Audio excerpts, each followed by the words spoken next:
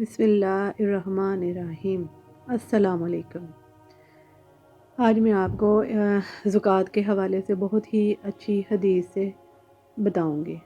عبدالعزیز بن رفیع نے زیاد بن وہب سے اور انہوں نے حضرت ابو ذر رضی اللہ تعالیٰ عنہ سے روایت کی کہ انہوں نے کہا، میں ایک رات گھر سے باہر نکلا تو اچانک دیکھا کہ رسول اللہ صلی اللہ علیہ وآلہ وسلم اکیلے جا رہے ہیں، آپ کے ساتھ کوئی انسان نہیں۔ تو میں نے خیال کیا کہ آپ اس بات کو ناپسند کر رہے ہیں کہ کوئی آپ کے ساتھ چلے۔ چنانچہ میں چاند کے سائے میں چلنے لگا، آپ مڑے تو مجھے دیکھ لیا اور فرمایا، یہ کون ہے؟ میں نے عرض کی، ابو ذر ہوں، اللہ مجھے آپ پر قربان کرے۔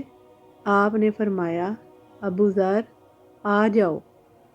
کہا، میں کچھ دیر آپ کے ساتھ چلا تو آپ نے فرمایا، بے شک زیادہ مال والے ہی قیامت کے دن کم مایہ ہوں گے، سوائے ان کے جن کو اللہ نے مال عطا فرمایا اور انہوں نے اس سے دائیں بائیں اور آگے پیچھے اڑا ڈالا اور اس میں نیکی کے کام کیے۔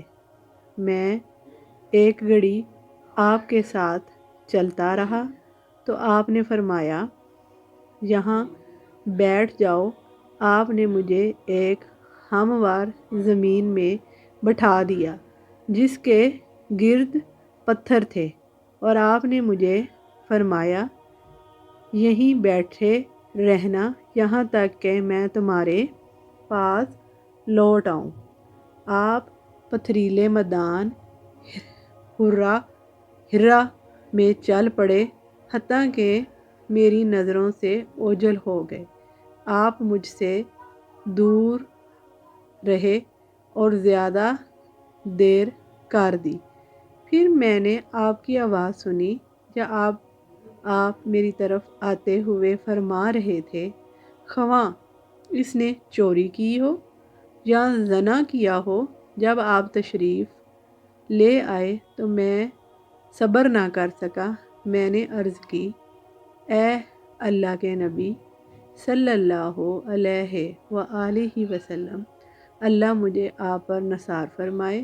آپ سیاہ پتھروں کے میدان ہرا کے کنارے کس سے گفتگو فرما رہے تھے؟ میں نے تو کسی کو نہیں سنا جو آپ کے جواب دے رہا ہو۔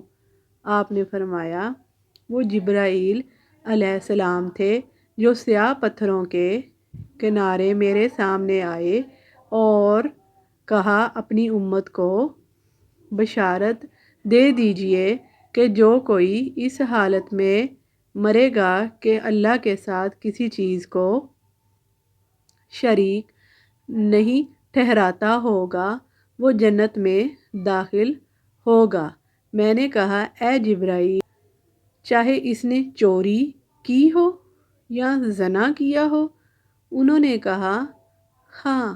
فرمایا، میں نے پھر کہا، خواہ اس نے چوری کی ہو خواہ اس نے زنا کیا ہو؟ انہوں نے کہا، ہاں۔ میں نے پھر تیسری بار پوچھا، خواہ اس نے چوری کی ہو خواہ اس نے زنا کیا ہو؟ انہوں نے کہا، ہاں، خواہ اس نے شراب بھی پی ہو۔ صحیح مسلم 2305 نمبر، کتاب زکوٰۃ کے احکام و مسائل۔ یہ آج میری ویڈیو کا مقصد یہ تھا کہ رمضان کے مہینے میں آپ تک زکوٰۃ کے احکام اور مسائل کے بارے میں آپ کو آگاہ کر دیا جائے تاکہ آپ اپنی زکوٰۃ کو بروقت ادا کر